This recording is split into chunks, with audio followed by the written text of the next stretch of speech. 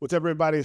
Myron Metcalf, founder of the Marion Key Book Club, partnership with Hennepin County Library, friends of the Hennepin County Library, Star Tribune. Number one, thank you all for your support and in this ongoing venture, in this endeavor. Looking forward to having some details to send your way about what's next with the Marion Key Book Club. Can't do it quite yet, but we will be able to do that soon. I have come to you all with these installments where I talk to an author, preferably a local author, about something that they have written. For this installment, I want to talk about a book that a lot of people have read, but is legitimately one of the greatest books I've ever read, and that is James by Percival Everett, New York Times bestseller. Obviously, it has received all the fanfare. It's not an exaggeration for me to say this is one of the 2 or 3 greatest books I've ever read. And you know, when I think about greatest books, for me, it's not, the way it's written, the words, it's what it left me with. This is a book that has just stuck with me from the moment I finished the last page. It is unlike any other book I've ever read. And I can remember being in 5th grade, reading the autobiography of Malcolm X. And the way Alex Haley's telling of the story of Malcolm X just left an imprint on me. And here I am in my early 40s. I love the fact that books still have that power, but James represents that to me. James is in that category of books where I don't know that I've read many books that were more profound and more impactful. James is the retelling, reimagining of The Adventures of Huckleberry Finn by Mark Twain. Huck is running from his abusive dad. James doesn't want to be sold. There are some similarities, especially early in the book, between what happened in The Adventures of Huckleberry Finn and what happens in James.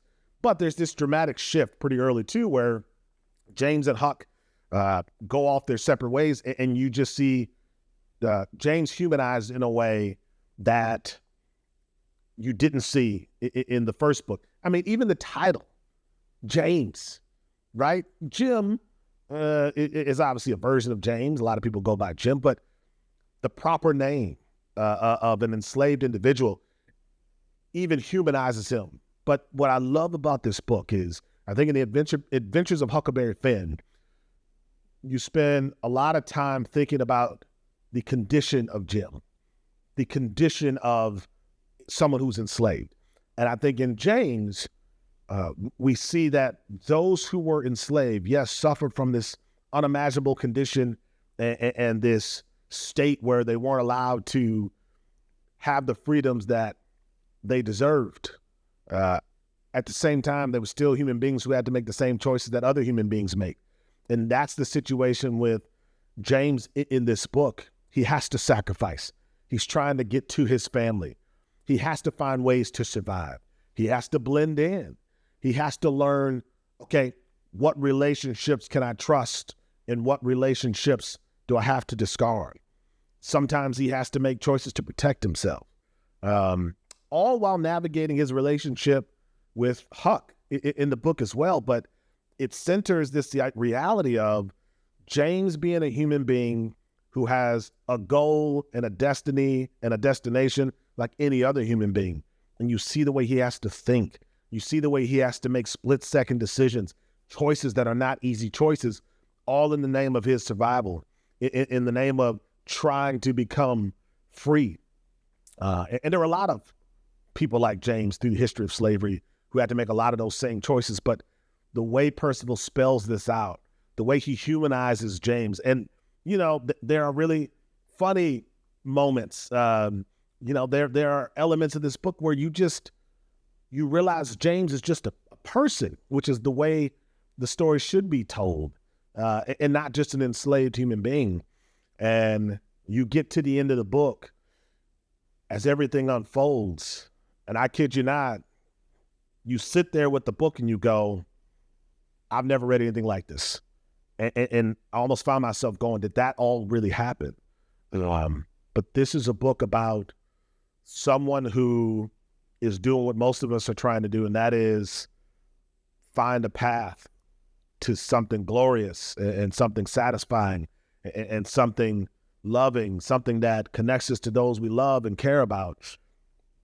But at what cost, right? James has to give up a lot of things to go after what he ultimately wants. James has to forgo a lot of things. He has to put himself in harm's way. He has to navigate conversations. He has to reinvent himself on the fly. He has to do things in order to preserve his dream. And I think this is, again, one of the 2 or 3 greatest books I've ever read. This is one of those books that everyone should read. Like everyone should read this book. Doesn't matter what your interests are, doesn't matter what you like to read. This is one of those books that should be on everyone's list in 2025 and beyond, because it is a unique reimagining, I should say, of a story that so many people know, but they don't know it through the eyes of James. I think I was just left with this idea of, what does it take to be free? And I think that's the story of James. I really believe that's the story of James. So I hope you get a chance to read it. I loved it, enjoyed it.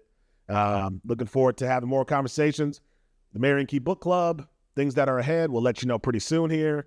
Thank you for watching.